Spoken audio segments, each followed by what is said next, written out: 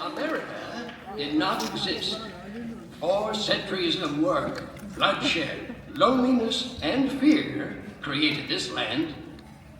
We built America, and the process made us Americans. A new breed, rooted in all races, stained and tinted with all colors, a seeming ethnic anarchy. Then, in a little time, we became more alike than we were different. A new society. Not great, but fitted by our very thoughts for greatness. Excuse me, Mr. Twain. Perhaps you recognize those inspiring words from one of America's great writers. No, Dr. Franklin, I don't recall writing anything like that. Oh my, of course not. They're from the pen of John Steinbeck, back in the 20th century. Why, it seems he has nearly the same spirit as the founding fathers themselves. Well, listen to the proud elder statesman. Mr. Twain, pride is one of our national passions. Even those who overcome it are proud of their humility. Easy now. I was born honest. Fortunately, more often. Dr. Franklin is our genuine American antique.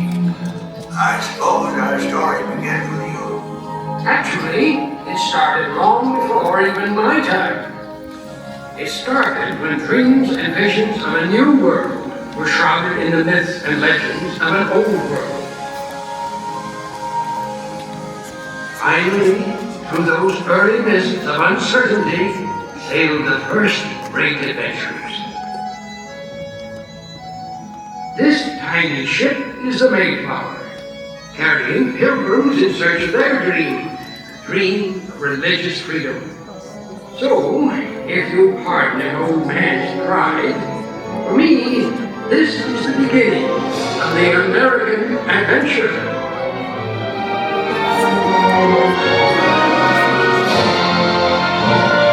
There's a land across this ocean I'm waiting to see, a land for these people who dream to be free. So stand by the mainsail, the fierce storms will race, but love will be made, so King Neptune will face.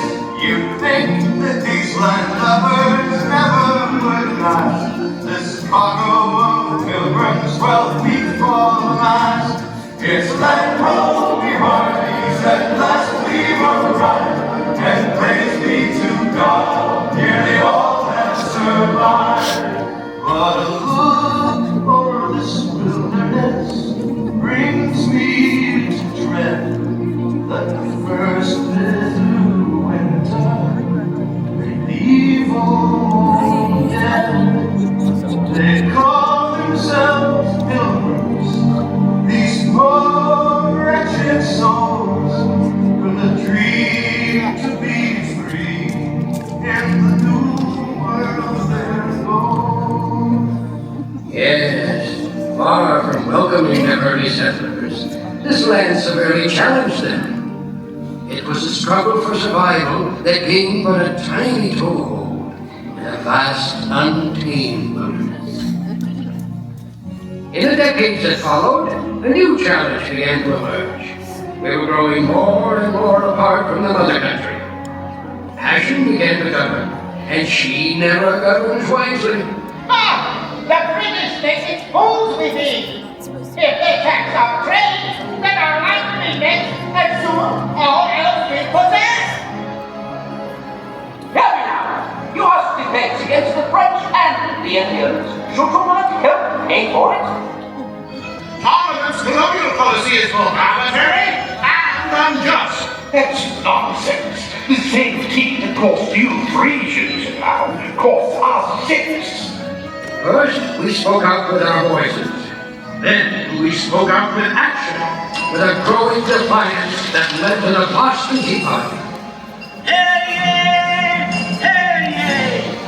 By royal proclamation, His Majesty King George III hereby sets... Look at this. They're closing the hall. But surely we can work something out.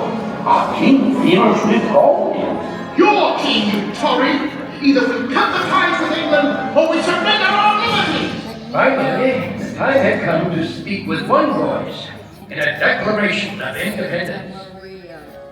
Good evening, Mr. Jefferson. Have you finished the new draft yet? Those are new drafts all over the floor, Dr. Franklin. It seems one stroke of this pen brings 2 changes from Congress. I told you John Adams should have written this. Oh, by his own admission, you can write circles around him. Mr. Adams has not been prisoner in this law for 17 days. I shall continue tomorrow. You must continue now. Thomas, it is difficult to make 13 clocks chime at the same time. We must carefully justify the separation. Dr. Franklin, while you slept soundly through the meeting this afternoon, we did manage to justify separation. We hold these truths to be self-evident, that all men are created equal, that they are endowed by their Creator with certain inalienable rights, that among these are life, liberty, and the pursuit of happiness. And to secure these rights,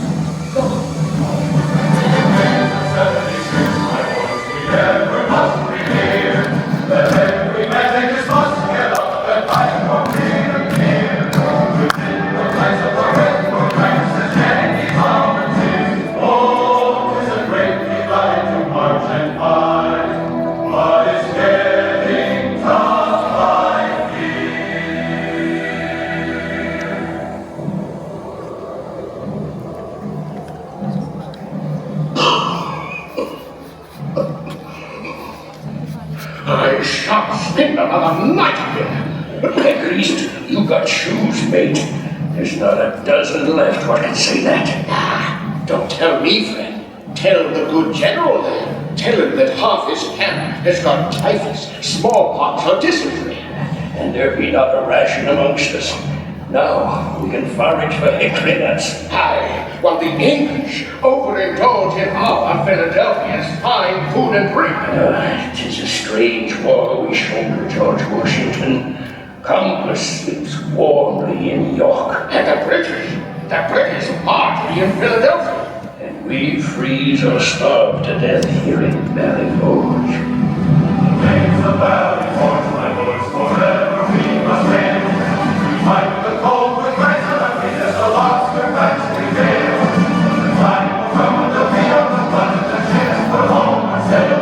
Oh, it's a great delight to march and fight along the victory trail. It's a great delight to march and fight along the victory trail. In the end, we the people prevailed and achieved perhaps our greatest dream. 13 very different colonies became the United States of America, and we were free to become an entire nation of dreamers and doers. Westward bound, Dr. Franklin, to new frontiers. To the age of Samuel Langhorne Clemens. Well, I like to think Mark Twain was part of all that.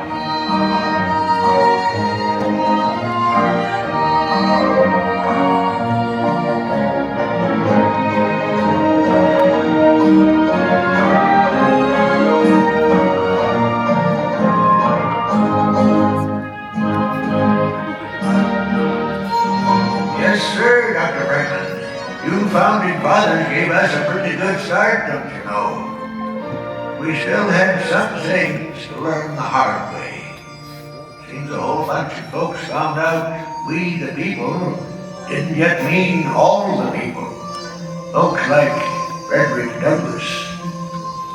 Even amidst the cricket song here along Mark Twain's beloved Mississippi, I hear the noise of change and the crack of the whip. Yet there's hope. Hope born from the words of Harriet Beecher Stowe. Uncle Tom's Cabin has given our nation a key, which can unlock the slave prison to millions. Anti-slavery is no longer a thing to be prevented. It is grown too abundant to be snuffed out. like a lantern. Troublemakers like Douglas got us into this mess. We only wanted freedom, not war. Well, listen to my abolitionist brother. What? Pa, he's gonna make a real good Philly Yank. We got a good call for Johnny's friend. Why, both of you, you're gonna ruin Ma's birthday. No. Ain't nothing been ruined today. We're all together. That's what counts. Now, you go ahead, Mr. Grace. All right, everybody. Hold real still now.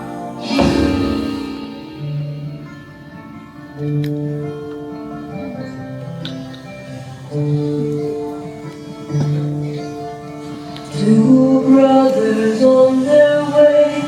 Two brothers on their way. Two brothers on their way.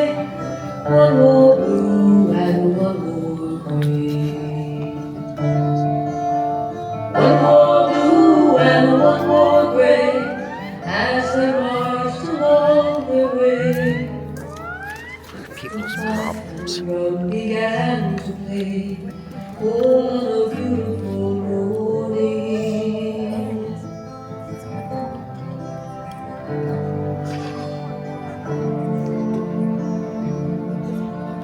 One was gentle, one was kind.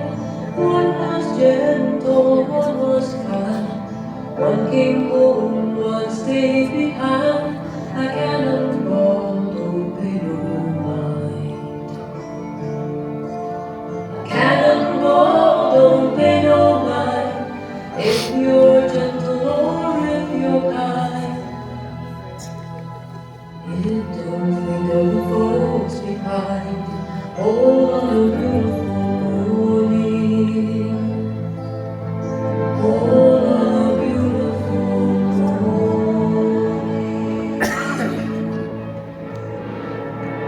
At last, the terrible Civil War ended. The time had come to rebuild our shattered nation. And a new wave of immigrants would help us do it. From around the world they came, these new Americans. 1,000 noble currents broke our meltdown, all pouring into one. Seems there was a new dawn coming for the American adventure. Enough of your words. Let your new dawn be to the final sunset on my people's suffer. When I think of our condition, my heart is heavy. I see men of my own race treated as outlaws or shot down like animals. I hope that all of us may be brothers, with one country around us and one government for all. From where the sun now stands, I will fight no more, forever. The wisdom of the great Chief Joseph reminded us once again of our long, painful journey to the frontiers of human liberty.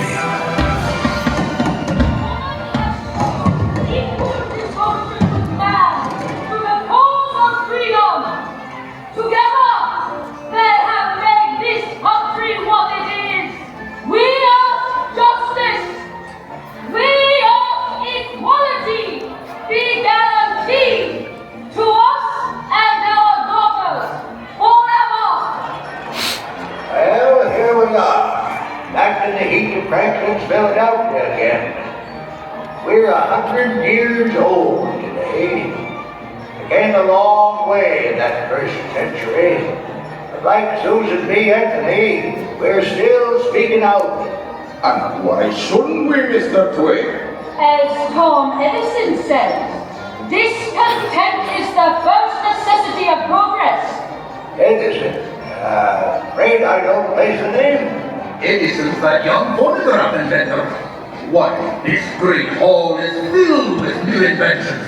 There's Otis elevator, Ford's magnificent steam engine. And don't forget me telephone, the true hallmark of progress. Aha! Behold the proud Scotch. That's right. Carnegie Steel built this place. Aye, and it'll soon build a new concert hall for New York.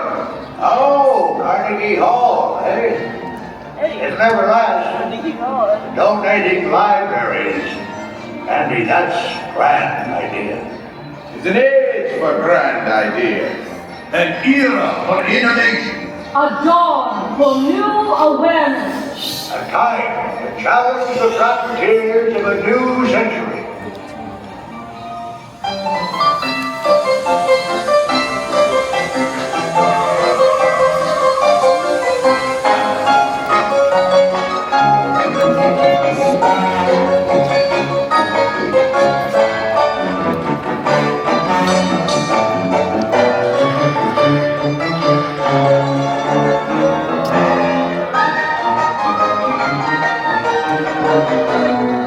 Yes, sir. We soared into the 20th century on the wings of invention and the winds of change. But our American beautiful, she was changing too. We needed people like Teddy Roosevelt and an outspoken naturalist, John Muir, to get our attention. Beautiful. Bully beautiful. Those falls are magnificent. Aye, Mr. President.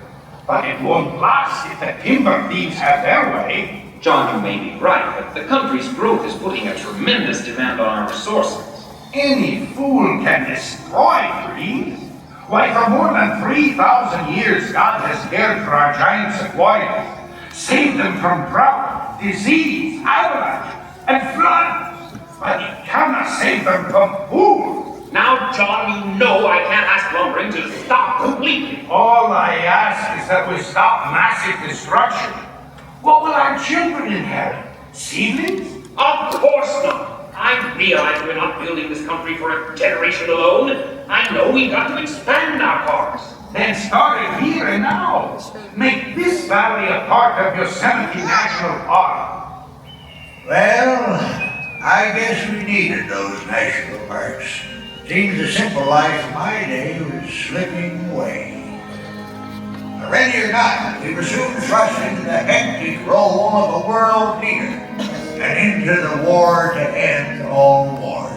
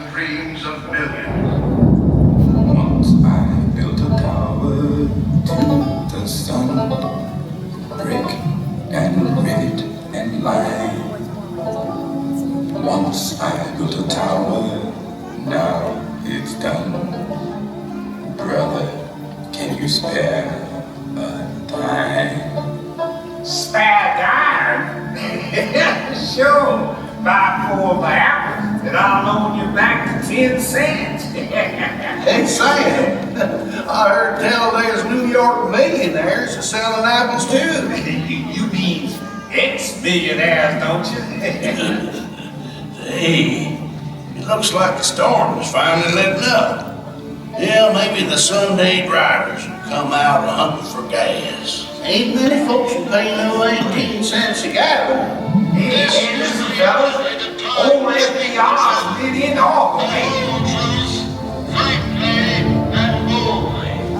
This great nation will endure, as it has endured, will revive and will prosper. So first of all, let me assert my firm belief that the only thing we have to fear is Vienna itself. Yes, I hope he's right. Folks could use a little prosperity around these parts. Yes, sir. Before this depression, we sure had enjoyed special blessings. Hold it. But you know, it seems to me that we was a mighty cocky nation. We've begun to believe that the height of civilization was an automobile, a radio, and a bathtub. Of course, now we're a whole lot smarter. Now Congress wants to trim down the Navy so it'll fit into the bathtub too. You know, it seems to me like we're the only nation in the world that waits till we get into a war before we start getting ready for it. Yesterday, December 7th, 1941, the nation of Florida the United States of America was suddenly and deliberately attacked by naval air force.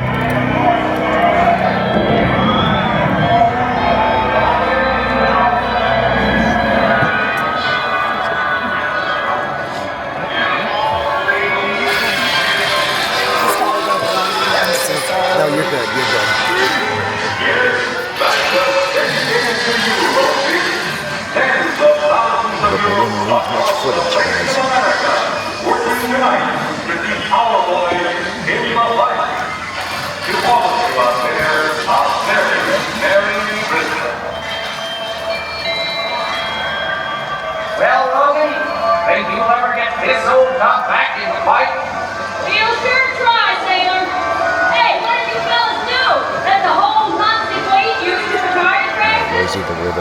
No wonder they got us working double shifts. Great way to celebrate the holidays. Our guys over there. Cheer up, team. Maybe we'll all be together by next Christmas.